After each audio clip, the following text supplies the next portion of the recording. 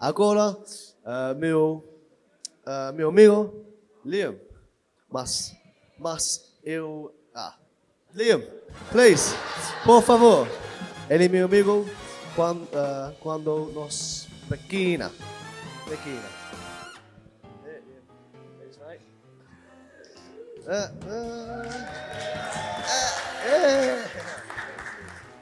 Oi. Oi. Tudo bem? Ladies and gentlemen, we've reached the part of the night when we all get to see Tomo shifting uncomfortably in his seat and looking nervous. That's right, I've been asked to give him the drink spill. So what can I say about Tomo that isn't embarrassing, incriminating or traumatising for the younger audience?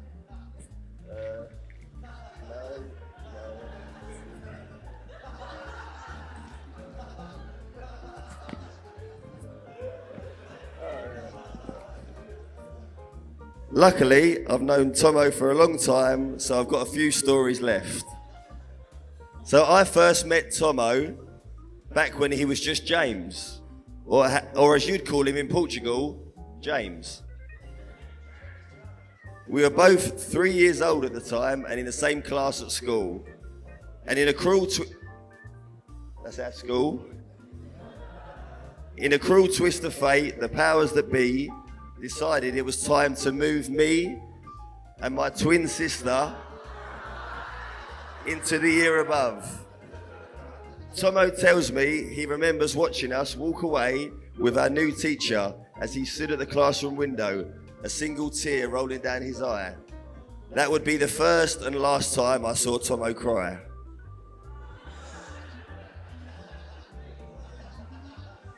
The first thing that I noticed about Tomo in primary school was his sense of humour.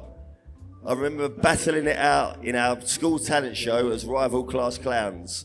My groundbreaking physical comedy performance titled Boy Screaming with a Carrier Bag on his Head, being outshined by Tomo's stand-up comedy routine.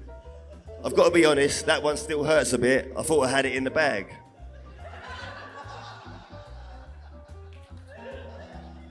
Well, it's no surprise that Tomo had the comedic genes running through him when I remembered another core memory from primary school.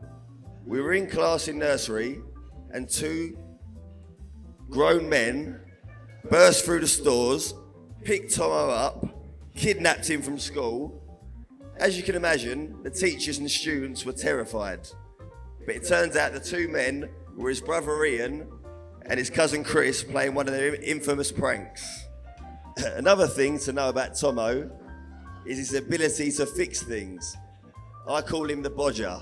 Anything from a broken toilet to a bed frame, he'll get it working again.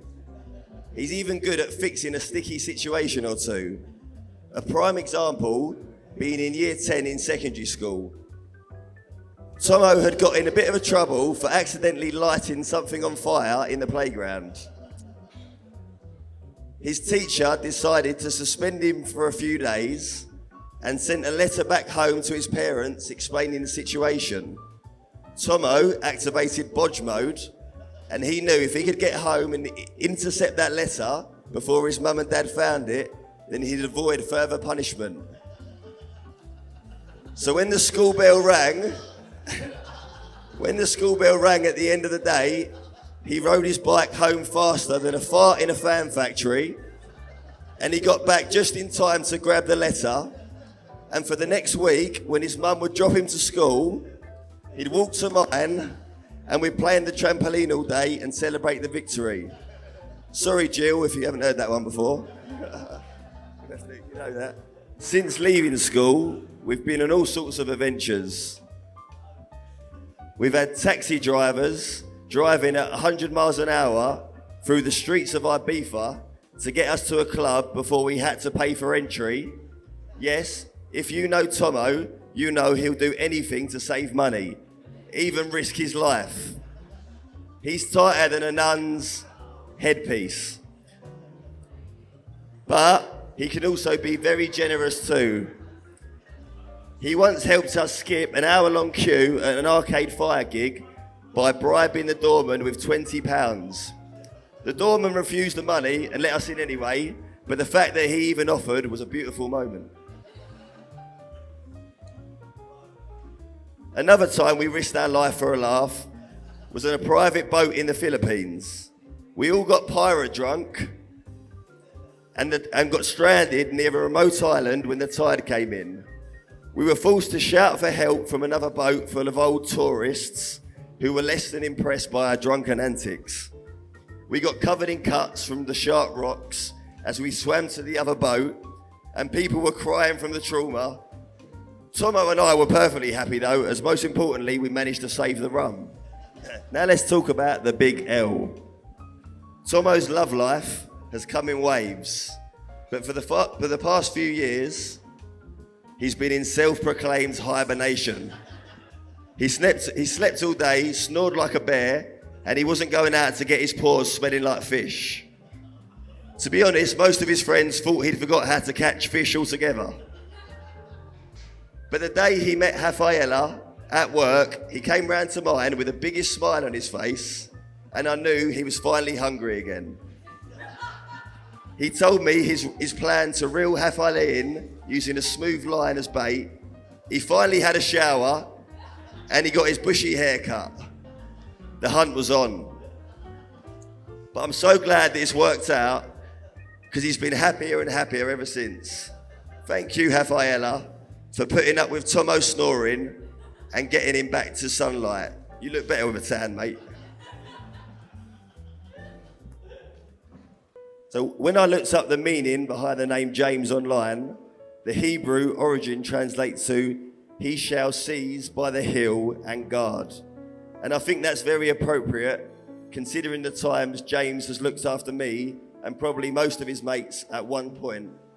Whether it's carrying me out of a crowd when I fainted with heat stroke, watching Eminem, or saving his mates or brother from some sort of mishap in or outside of a pub, Tomo will always have the people he loves back no matter what.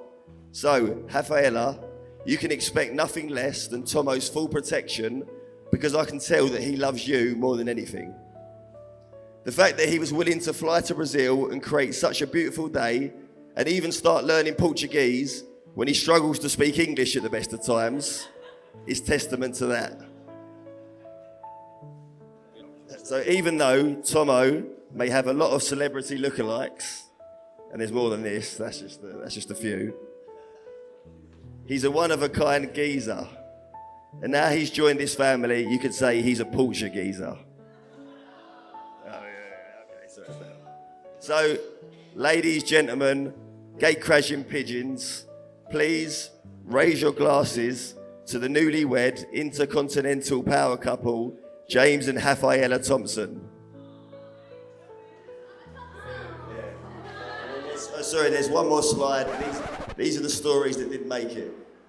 You can't see them very well. I won't go into them.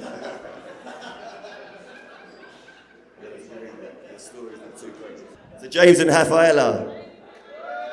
Salute.